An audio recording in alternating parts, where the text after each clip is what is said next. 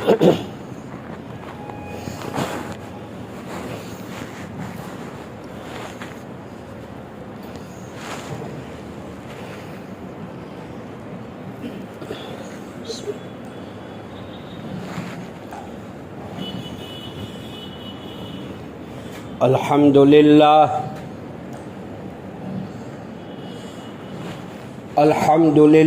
وحدہ والصلاة والسلام علی من لا نبی بعدہ اما بعد قال اللہ تبارک و تعالی اعوذ باللہ من الشیطان الرجیم بسم اللہ الرحمن الرحیم وعد اللہ الذین آمنوا منکم وعملوا الصالحات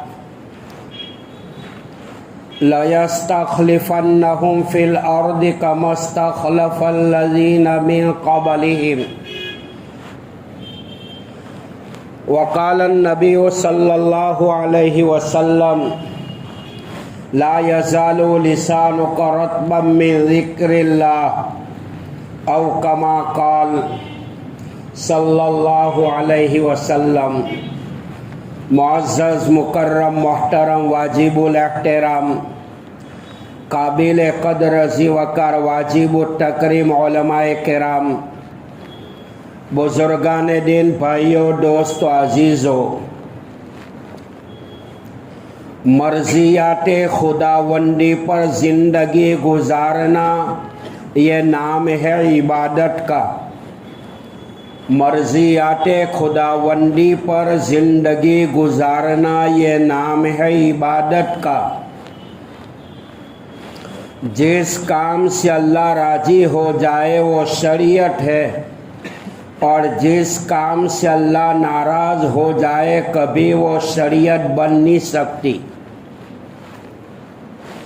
اللہ اور رسول اللہ صلی اللہ علیہ وسلم کے ہر فرمان کے سامنے اپنے سر کو جھکا دینا یہ نام ہے عبادت کا۔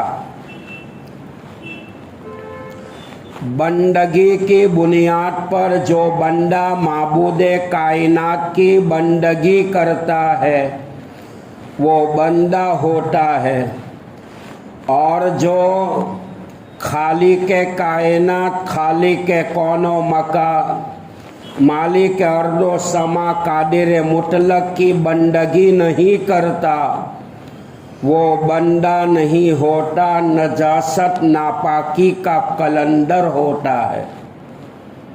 مفسر قرآن مولانا احمد لاہوری رحمۃ اللہ علیہ اپنے زمانے کے بہت بڑے ولی کامل گزرے ہیں۔ مولانا احمد لاہوری رحمۃ اللہ علیہ ہمیشہ خدا کے خوف سے رویا کرتے تھے۔ میرے بھائیوں، مخلوق کے ڈر سے گناہ چھوڑنا یہ نام ہے حیا کا۔ مخلوق کے ڈر سے گناہ چھوڑنا یہ نام ہے حیا کا۔ اور چار چیزیں تمام نبیوں کی سنت میں داخل ہے: حیا، السواک مسواک، والتعطر خوشبو، اور نکاح۔ حیا، خوشبو کا استعمال، مسواک اور نکاح، چار چیزیں تمام نبیوں کی سنت میں داخل ہے۔ تو مولانا احمد لاہوری رحمۃ اللہ علیہ ہمیشہ خدا کے خوف سے رویا کرتے تھے۔ تو مخلوق کے ڈر سے گناہ چھوڑنا یہ نام ہے حیا کا، اور خدا کے ڈر سے گناہ چھوڑنا یہ نام ہے تقوی کا، خدا کا ڈر۔ خلوت میں، جلوت میں، ظاہر میں، باطن میں، رات کے اندھیروں میں، دن کے اجالوں میں، تنہائیوں میں، اللہ کا خوف دل میں آ جائے کہ گناہ کا میدان ہے، مجھے کوئی نہیں دیکھ رہا ہے، لیکن میرا مالک کائنات، میرا خالق، میرا مالک، میرا معبود، میرا محبوب، میرا مقصود مجھے دیکھ رہا ہے۔ اور خدا کا ڈر جب انسان کے قلب میں پیدا ہوتا ہے تو گناہ کے میدان میں انسان بڑے بڑے گناہوں سے بچ سکتا ہے۔ گناہوں سے بچنا یہ انسان کا کام ہے، اور گناہوں سے بچانا یہ مالک کائنات کا کام ہے۔ گناہ کا میدان ہے، گناہ کرنے کا موقع ہے، اور وقت نہیں مل رہا ہے گناہ کرنے کے لیے، جگہ کا سیٹنگ نہیں ہو رہا ہے، تو یہ سمجھو کہ یہ بھی اللہ کی طرف سے ایک نعمت ہے کہ میرے اللہ مجھے خلوت و جلوت میں گناہ سے بچانا چاہتا ہے۔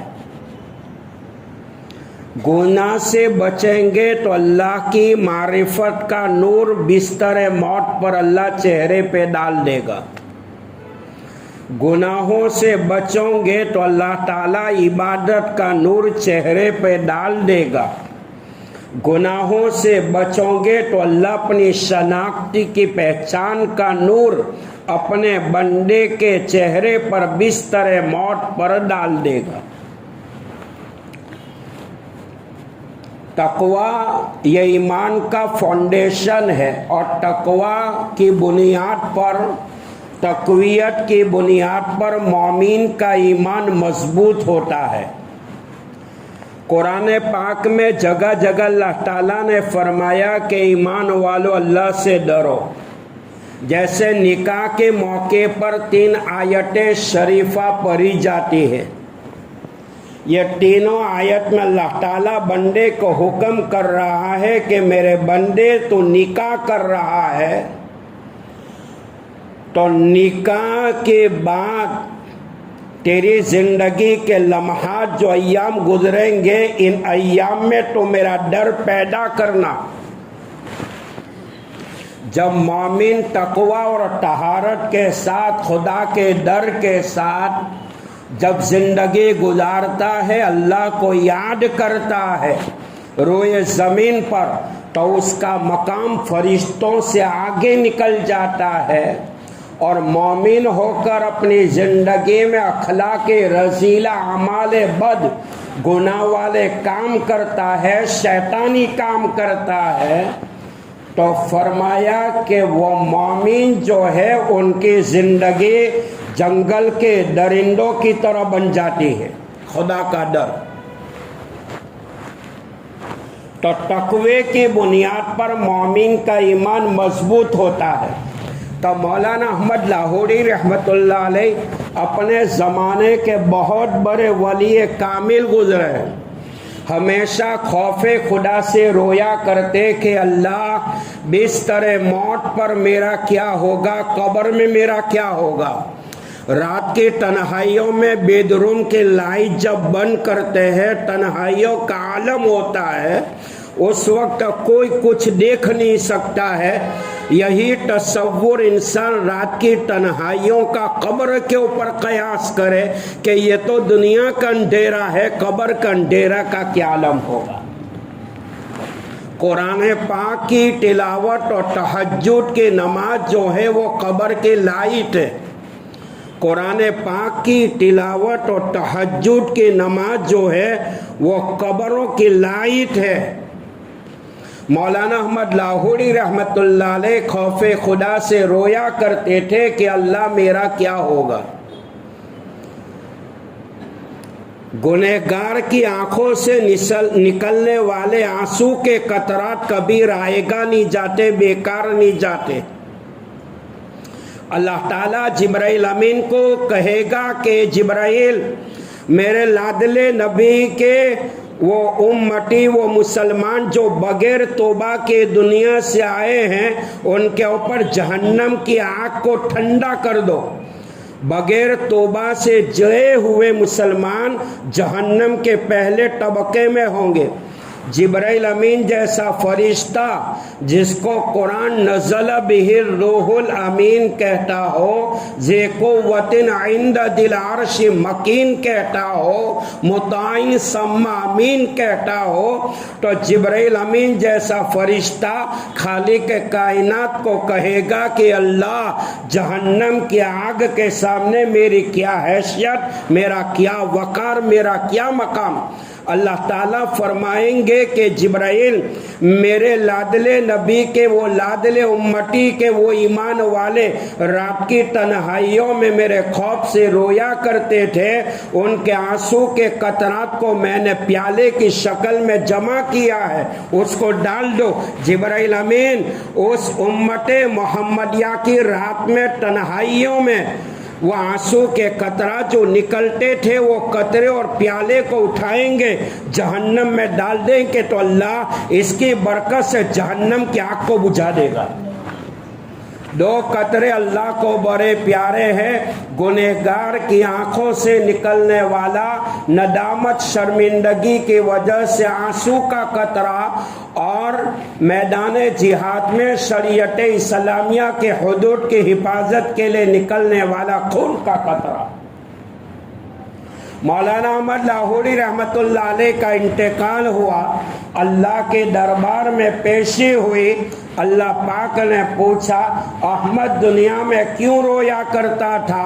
ये अल्लाह, दुनिया में मैं तेरे खौफ से बेखौफ नहीं हुआ, कब्र की तन्हाइयों वाली जिंदगी को ख्याल करता था, तसव्वुर करता था, मौत वाली जिंदगी, मौत के बाद की जिंदगी का ख्याल करता था कि अल्लाह मेरा क्या होगा, तेरे खौफ से रोया करता था। अल्लाह की रहमत जोश में आई, फरमाया, ये अहमद, तेरे रोने की बुनियाद पर जा मैंने तुझे माफ किया है, और तेरी बरकत से पूरे कब्रिस्तान वालों को भी मैंने माफ कर दिया।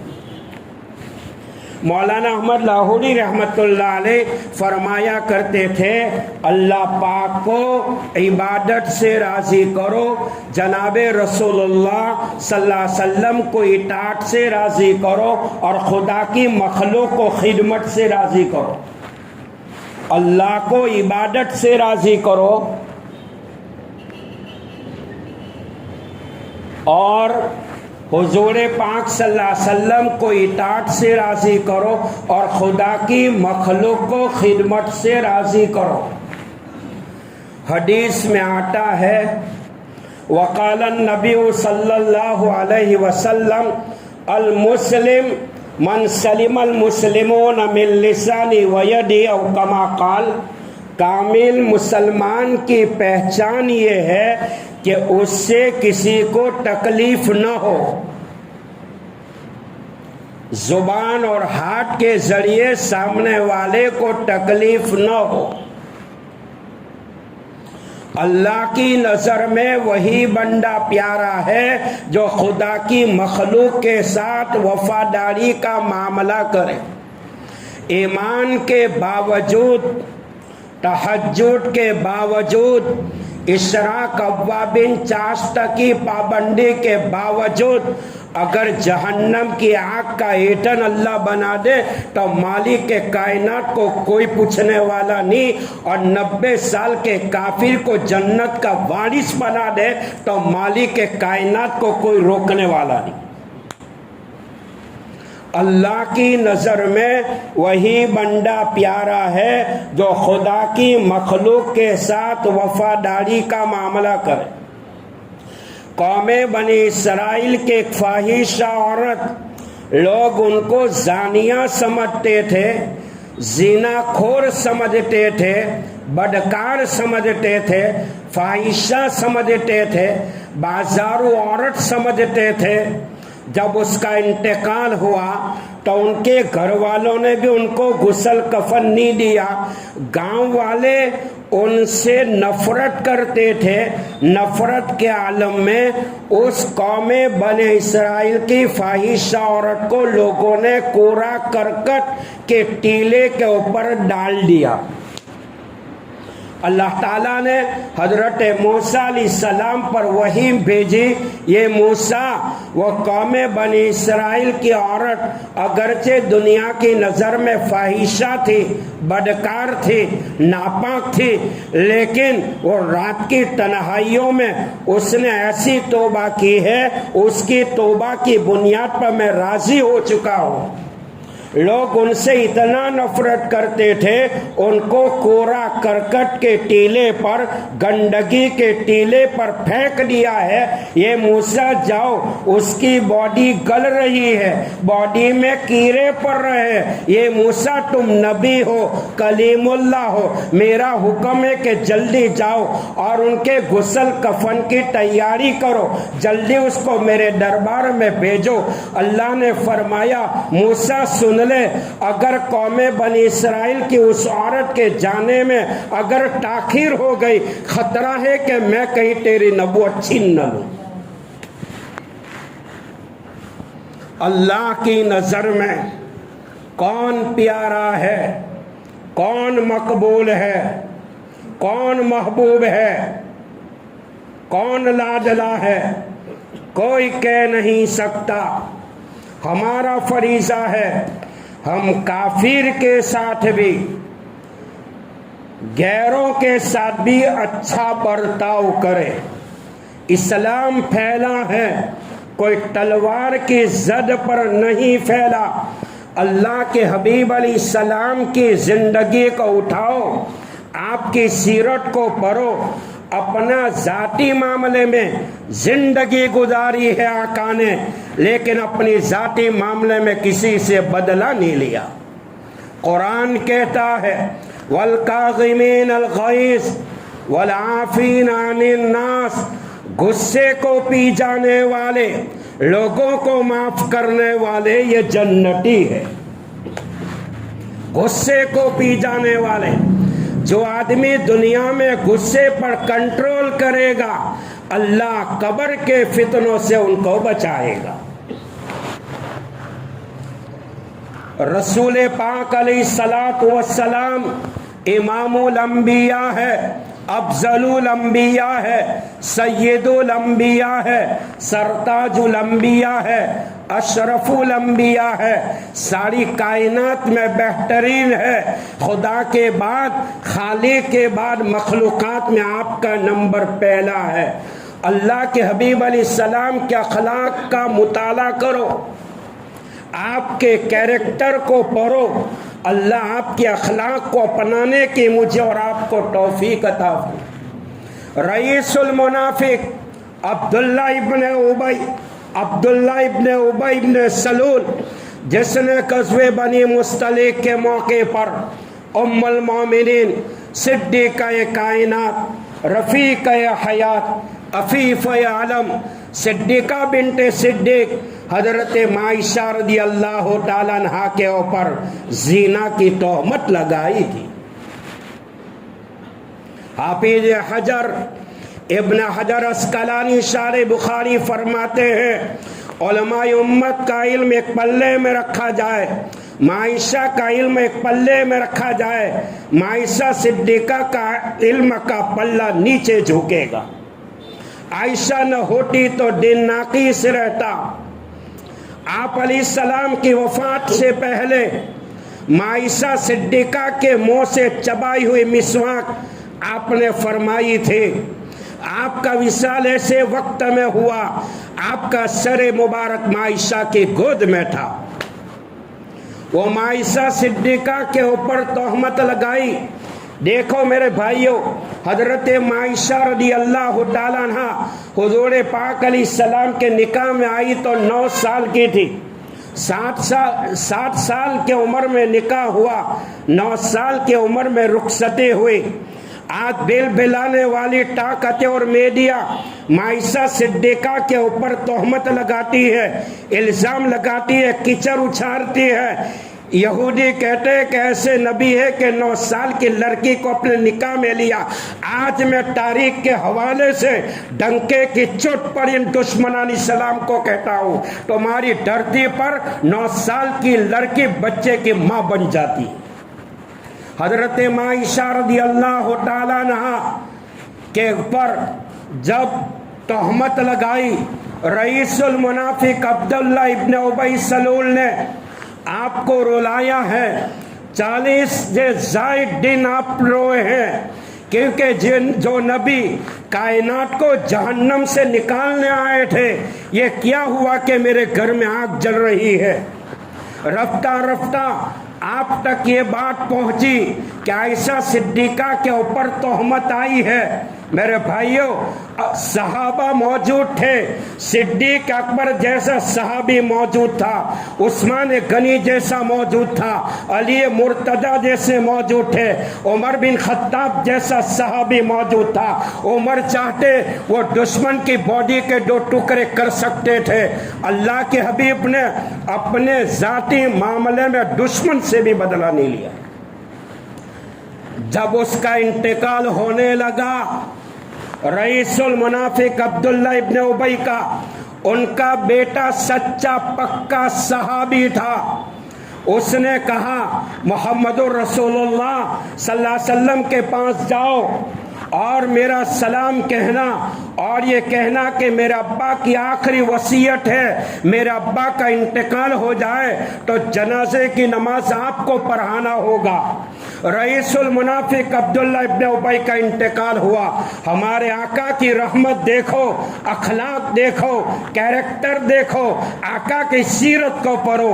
ان کے بیٹے سے فرمایا، یہ عبداللہ، اگر میرے آنے سے تیرے باپ کی جہنم اگر جنت میں بدلتی ہے تو تیرے باپ کے جنازے کی تیاری کرو۔ محمد الرسول اللہ صلی اللہ علیہ وسلم تیرے باپ کے جنازے کی نماز پڑھانے کے لیے آ رہے ہیں۔ رئیس المنافق عبداللہ ابن ابی کا انتقال ہوا اور آپ علیہ الصلوۃ والسلام جنازے کے نماز پڑھانے کے لیے آگے بڑھے۔ عمر تھے، شیطان ڈرتا تھا، آتے تھے تو شیطان اپنا راستہ بدل دیتا تھا۔ گھاٹی نے کہا تھا، اے لوگو زندگی گزارنا ہے، عمر بن خطاب اور صدیق اکبر کی زندگی کا مطالعہ کرو۔ مہاتما نے کہا تھا، گاندھی نے کہا تھا، 1947 کی آزادی کے بعد ہندوستان کی دھرتی پر کہ عمر بن خطاب اور صدیق اکبر کی آنکھ اور عمر کی عدالت کا آنکھ اگر بھارت پر پڑ جائے، ہندوستان جہنم نہیں جنت نشان بن سکتا ہے۔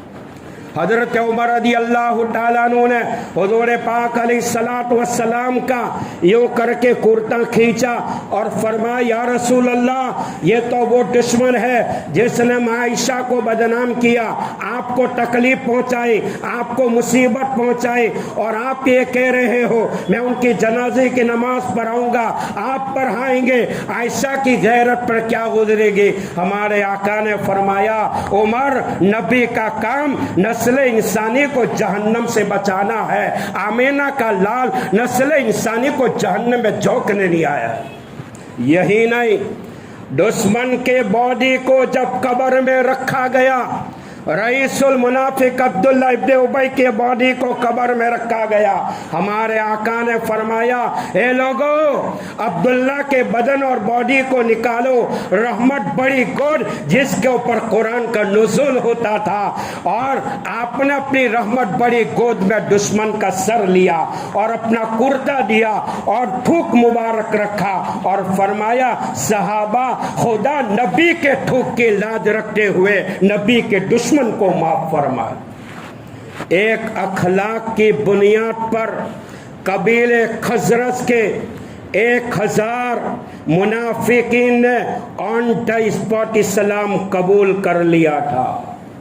عبداللہ ابن مبارک فرماتے ہیں، اللہ کے حبیب علیہ الصلوۃ والسلام کے اخلاق اور کیریکٹر کا مطالعہ کرو۔ ایک یہودی نے دعوت دی حضور پاک علیہ الصلوۃ والسلام کو، اللہ کے حبیب علیہ الصلوۃ والسلام کی عادت شریفہ دیکھو، اور ہمارا حال یہ ہے، مالدار کی دعوت میں پہلے جائیں گے، غریب کی دعوت میں کوئی نہیں جاتا، مالدار کے جنازے میں سب جائیں گے، غریب بیچارہ لاچار ہے، انہیں دفن کر دیں۔ یہ ہمارا حال ہے۔ یہودی نے حضور پاک علیہ السلام کو دعوت دی، آپ علیہ الصلوۃ والسلام دشمن کی دعوت کو بھی قبول کرتے تھے۔ اللہ کے حبیب علیہ الصلوۃ والسلام جب دعوت میں پہنچے ہیں تو یہودی نے سب سے پہلے کہا یا رسول اللہ صلی اللہ علیہ وسلم میں دعوت دینے کے لیے آیا ہوں، آپ میری دعوت قبول کر لیں۔ آپ نے فرمایا میں اکیلا نہیں آؤں گا، ساتھ میں میری عائشہ ہوگی۔ ہے نہ میرے اخلاق ہے نہ آپ کے اخلاق۔ مرد اخلاقની દાવત હોય તો બૈરીને કે તું તારે ખાઈ લે, જે કઢી ખીચડી બચેલી છે હું જા શાદીમાં જવાનો છું, કહેતે ને। آپ نے یہودی سے فرمایا میں اکیلا نہیں آؤں گا، ساتھ میں میری عائشہ ہوگی۔ یہودی نے کہا نا، دوسری مرتبہ آیا، تیسری مرتبہ آپ نے وہی جملے دہرائے، اکیلا نہیں آؤں گا، دینا ہو تو دونوں کو دے۔ یہودی نے کہا یا رسول اللہ صلی اللہ علیہ وسلم لے لو، عائشہ رضی اللہ تعالیٰ عنہ کو بھی ساتھ میں لے لو۔ یہاں سے ایک مسئلے کا استنباط ہو رہا ہے، سنو میرے بھائیوں۔ امام بیہقی رحمۃ اللہ علیہ فرماتے ہیں جو بغیر دعوت کے دعوت میں پہنچا وہ چور بن کر داخل ہوا، لٹیرا بن کر نکلا۔ اپنے یہاں دعوت ایک کی ہوتے 5 لنگر یہ ساتھ میں، ایک پاچھا کے ایک پر 5 فری۔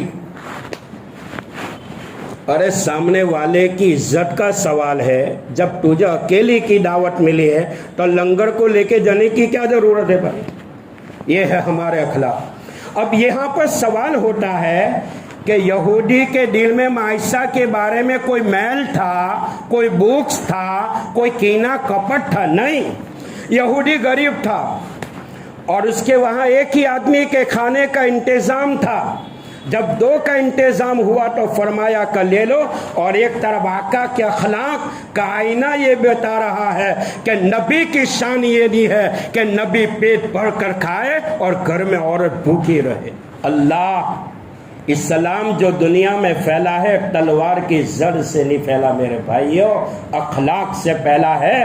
قیامت کے میدان میں جہاں انسان کے اعمال کا وزن ہوگا، اخلاق کا بھی وزن ہوگا، اقوال کا بھی وزن ہوگا۔ جو انسان اپنی زبان سے بولتا ہے، لپ لپ لپ، صبح ہوتی ہے تو بدن کا ہر حصہ زبان کو کہتے ہیں اللہ نہ واسطے تو ہیڈی ہیڈی چالجے، تو بک بک بک کرے نے انڈ بھرائی جائے نے مار ہمارے کھاؤ پر۔ حضرت ابو ہریرہ رضی اللہ تعالیٰ عنہ راوی حدیث ہے، پیارے آقا نے فرمایا ابا ہریرہ اگر کوئی 6 چیزوں کا ضمانت دے دے میں ان کے لیے جنت کا ذمہ دار ہوں: نماز، زکوٰۃ، امانت، شرمگاہ، پیٹ اور زبان۔ ایک صحابی رسول اللہ صلی اللہ علیہ وسلم کی خدمت میں آئے اور فرمایا یا رسول اللہ صلی اللہ علیہ وسلم مجھے کوئی نصیحت کیجئے۔ آپ نے لمبی چوڑی تقریر نہیں فرمائی، آقا نے اپنی زبان مبارکہ کو ہاتھ میں لیا اور یہ فرمایا انسی، اشارہ کیا، املک علیک لسانک، تیری زبان کو قابو میں رکھ۔ یہ زبان ہے غیبت کرتی ہے، چغلی کرتی ہے، کسی کی عزت کے ساتھ کھیلتی ہے، جھوٹ بولتی ہے، تہمت لگاتی ہے۔ میرے بھائیوں، انسان قیامت کے میدان میں نمازوں کا ذخیرہ، روزے کا ذخیرہ، زکوٰۃ کا ذخیرہ، حج کا ذخیرہ لے کر آئے گا، لیکن یہ زبان ہوگی جس زبان کے ذریعے کسی مسلمان کو بے عزت کیا تھا، کسی کی عزت پہ حملہ کیا تھا، مسلمان کی اولاد کی عزت کا وہ دھجیاں اڑائی تھی۔ فرمایا انسان قیامت کے میدان میں یہ زبان کے بلبوتے پر جہنم میں پھینک دیا جائے گا۔ اللہ تعالی ہماری زبان کے گناہ کو بھی معاف فرمائے۔ اللہ ہم سب کو سچا پکا مسلمان بنائے۔ اللہ ہمارے اخلاق کو بھی درست فرمائے، آپس میں محبت نصیب فرمائے، گناہ والی زندگی سے بچائے۔ میرے بھائیوں، حالات بڑے کٹھن ہے، حالات بڑے کٹھن ہے۔ حضرت شیخ جون پوری رحمت اللہ علیہ نے آج سے 60 سال پہلے احمد آباد کے ایئرپورٹ کے اوپر ایک عالم دین سے کہا تھا کہ مسلمانوں اللہ سے استغفار کرو، معافی مانگو، حالات اس سے بھی بدتر آ سکتے ہیں۔ آمین۔ وآخر دعوانا الحمدللہ۔